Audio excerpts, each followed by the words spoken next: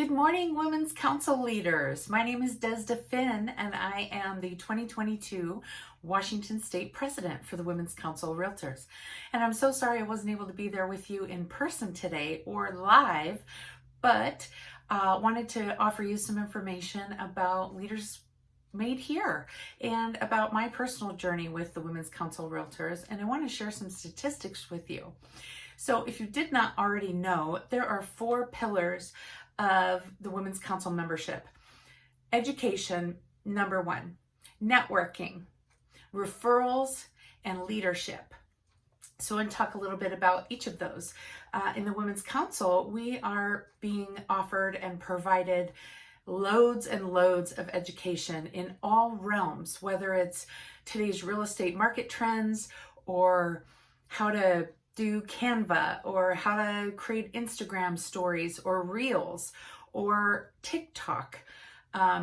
We have educational opportunities across the nation that provide education and training in pretty much any aspect. We have spokesman training, which is really valuable. And we provide our own Leadership Institute at the national level for Women's Council. And I was blessed enough to be able to participate in that last year and obtained my PMN designation. And I can't tell you how much that leadership training impacted me personally. I really thought that the intention of the Leadership Institute was to create content for National Women's Council, but what I found is that it was really about my own personal leadership journey. And we took a survey prior to the course beginning, and it was a year-long course. And in that survey, I evaluated myself and where I am in my own personal leadership journey. And it was quite telling, actually. I like to think that I know where I was in my journey, and it was very, very informative and eye-opening about areas that I have excelled at and also areas that I can definitely use some more improvement. I think we all have areas for improvement on a regular basis, and as leaders, that's part of what we do, is constantly improving ourselves. So let's talk networking. Everybody knows what networking is, but I don't think people understand the degree at which Women's Council networks with each other. So you might wonder, why do I want to network with other realtors? Well, let me tell you. Here's some incredible statistics. So 54% of Women's Council realtors send referrals back and forth. And the average commission on those referrals is approximately $15,000. Being able to refer to somebody else in the Women's Council in any city around the country is such a benefit. In the past, I would call 3 agents in whatever city I'm referring to. I would interview them. I had a certain basic set of information that I wanted them to meet criteria-wise, but I also wanted to interview them and make sure they were going to provide the same amount of service and the high level of service that I provide to my clients. And what I have found is that when I hand my client over to another Women's Council member, I know that they are going to receive top level service. And I know that that realtor is going to communicate with me throughout the process. And I know that it's very likely that I'm going to get paid a referral at the end, because Women's Council gets it done, if you didn't already know.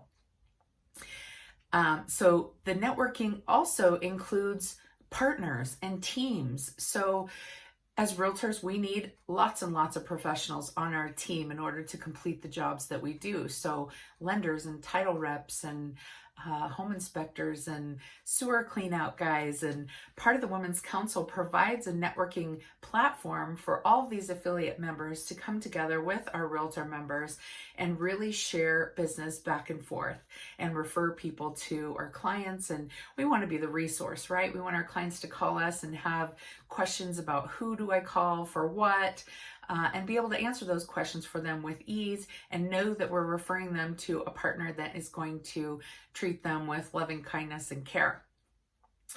Let's talk income statistics, okay? So The average median, so the median income, these are statistics from 2020 and 2021, okay? So the average median income for an NAR realtor is $43,000. And the median income for a women's council member is $106,000. So we more than double the median income of the average realtor. And the average annual income of women's council members that are full-time, 40 or more hours a week for 2020, the average income for our women's council was $130,000. And for 2021, our members' average income was $153,000. So if you're not making those numbers yet or currently and you want to, you're in the right place. Lastly, I want to talk about leadership. Women's Council has afforded me the ability to step up into leadership in roles that I never would have chosen for myself. Others tapped me on the shoulder and said, "We need you." And of course, I couldn't let them down. I had to step up and show up.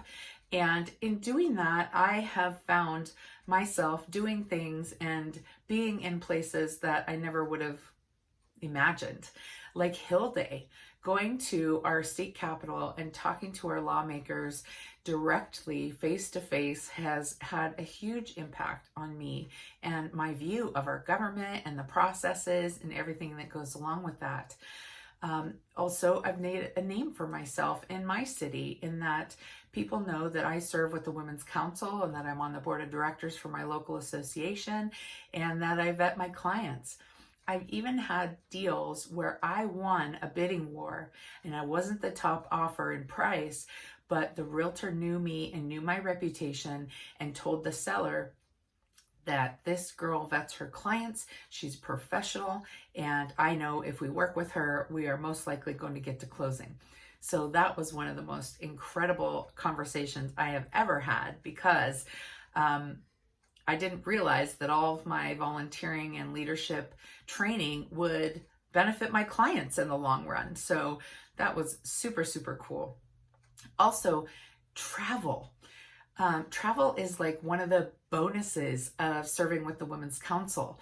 Being able to go across the country and meet with other leaders and be in the space of hundreds of other people, women and men, just vibrating with excitement is, it's like nothing else. We just came back from Washington, D.C. last week, and boy, oh boy, empowerment times 1,000. Being in the spaces with women and men who are up to causing big things in their life, looking to bring people up with them, call forward future leaders.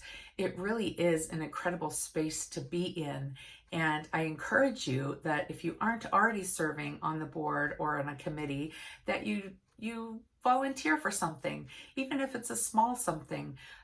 There's many positions that can be in the front and, in the public eye. And then there's lots of positions that you can do behind the scenes where you don't have to be the face of the Women's Council. So I encourage you to reach out, step up, give it a try. It really is a valuable experience that's going to benefit you in the long run. One of the many leadership skills that I continue to hone, if you will, is softening my leadership style.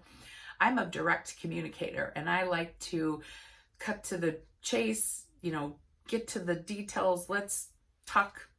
Don't beat around the bush. And sometimes I'm a little bit too direct and sometimes I hurt people's feelings.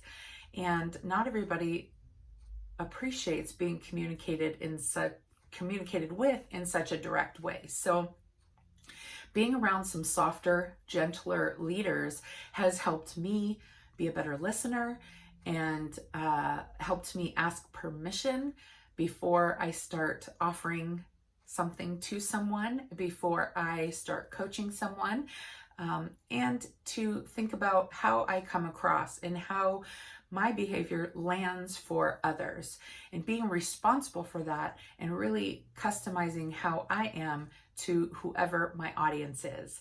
And I could go on and on and on and on and on about the Women's Council, but I just wanted to let you know that I love and cherish all of my Women's Council friends. I have made lifelong friends across the country and locally in my city. My very best friend is a leader that I met because she agreed to be my president-elect. Didn't know her before then, but now I couldn't live without her. I hope this is valuable to you. I hope you found some information that was helpful. And if there's anything at all that you need or that I can support you with in your journey, or you have questions or just want to chat, please reach out to me. My phone number is 509-599-0918, and my email is desda@desdafin.com. Thanks so much for your leadership, everybody. I appreciate you. Have a great day.